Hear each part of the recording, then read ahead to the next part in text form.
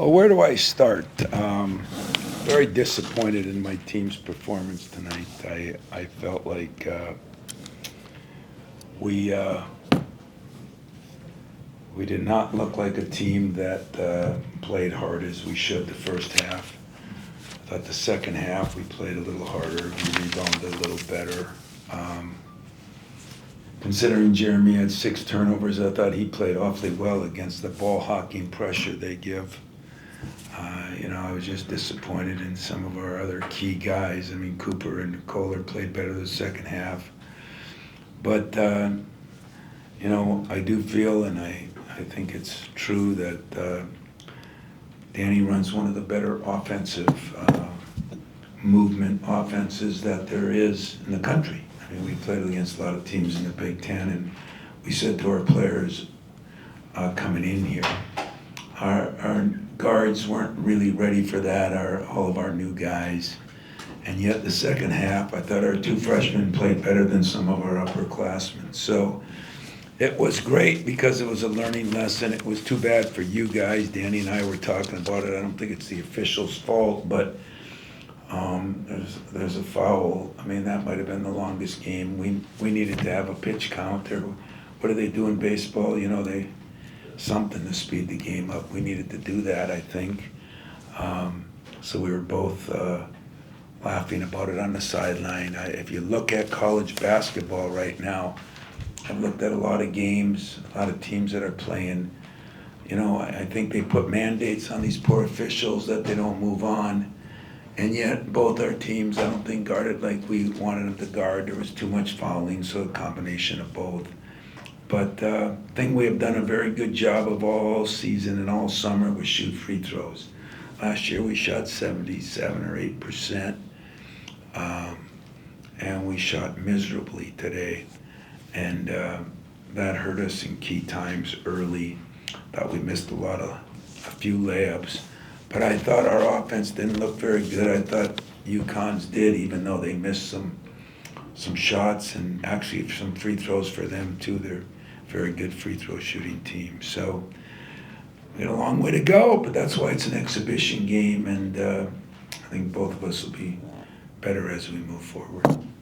Questions? Yeah, Tom, it's October, right? But Cohen, what do you want to see him do offensively that maybe he's not able to get into a flow right now? Well, we didn't run like we've been running. I think some of that was them. They took away some of it, but some of it was us. And he is good in the open court. But when he goes almost the whole game without getting a rebound, that's not good.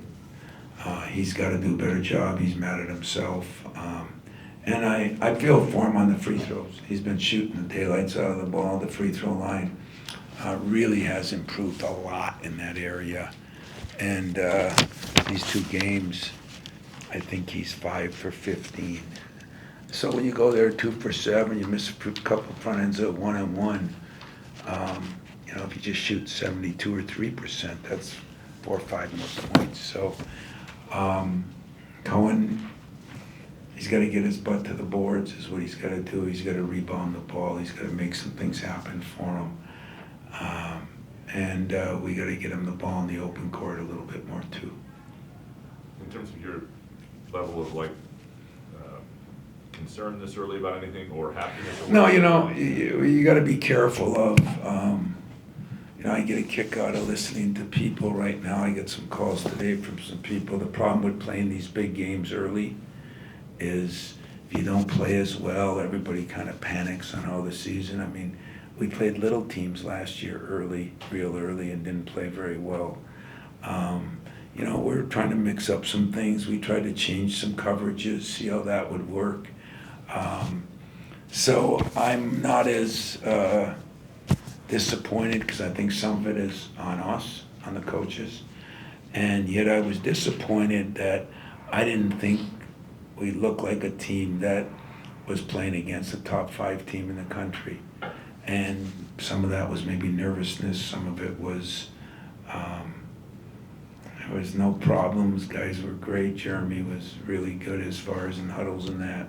It just, I didn't think we competed the first half, and that's disappointing. play a lot of different lineups. I did. And That was on purpose, Yeah. no matter win or lose. And we played a lot of different lineups. We put certain guys, we played some small ball, we played some big ball, and we'll really take a look at the film. But you know, right now at the 2 guard is my biggest concern. Cohen has been playing really well. I mean, is it concerning? Sure, but he's been playing really well. I'm not as concerned with him. I'm concerned at the 2. You know, we've got to get somebody that is a little more consistent. And the scary part is the freshman came in and played pretty well. He looked aggressive. He looked comfortable, and so who knows? You know, I said he could be a Max Christie-like player. Maybe he will be. you didn't think that you were going to have to lean on him this year, though, correct? Now you're. Well, I didn't know. You know, I mean, that was the one position where Kurt didn't play, at all last year, and the kids we brought in. You never know when you bring in kids, what they're going to be like and what they're going to do. But it's early, and so I'm sitting here and I should lie to you. I really should, because people are so dumb that they look at these things and they get all upset. And so then, I talked to a couple people that are playing nobodies because everybody scores points and everybody's mom's happy and it's false. I don't do that, but very seldom are you playing top 5 teams in a preseason. And I felt bad. I didn't think we gave Danny a good look, but love what he's done with this program. I'm a big fan of his, and I'm not panicking if that's what you're looking at. And we just got to play better, With Jeremy, actually he's had 2 good showings. Now, you were hoping that would be your level of faith in him as you enter the season? Yeah, I feel a lot better about Jeremy. Like I said, a couple of turnovers were just weird turnovers, but I felt like he's running my team. I felt like he's guarding pretty good. I felt like we didn't push the ball as well today, but give UConn credit. They just kept throwing guard after guard after guard in on him, and all those guards are athletic and strong. So, they're going to be a good team too. And I think it hurt us a little bit because they had to play a little more small ball with Reed out, which, Reed's a pretty good player too, but I think that hurt us a little bit. They were smaller, and we didn't guard that as well. We probably should have subbed a little more, and they were trying to see if Coop could guard people and Jackson, and so we learned some things both ways, but you don't run into many teams that can do that. At sometimes they were going very small. Yeah, last thing for me, your defense is based a lot on trust and help and the gaps and things. You got a lot of new pieces in different lineups. Like, are you, based on who we're seeing play, not really concerned about how that'll evolve? Oh, I'm concerned about everything, but I'm not concerned that we'll get better at that. But some of it is, I think we played a team that's one of the best movement teams, definitely, that I've seen. On film they move very well, and now he's got a couple more pieces that are going to be very good to help him. So, Caravan is, he moves very well without the ball. He moves as well without the ball as any player I've seen, and I think that's, he's done a good job of getting that offense around him. But he can make a 3, he can drive it, doesn't post up a lot, but he can hurt you a lot of different ways. Got time for one more? You get a chance to catch up with Coach Calhoun? I did. He hasn't changed, still ornery. But I did. He came into the locker room before the game, and it was good to see him. He talked about all the times they beat us, and I think that was depressing before the game, and so maybe I blame this poor performance on him because I didn't give a good enough pregame speech after listening to his BS. Anything else? One more?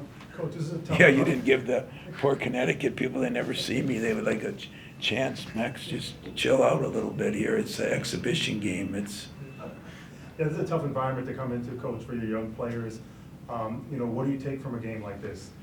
Well, I really got to look at the film, which I'll do on the flight home, because what I saw I didn't like.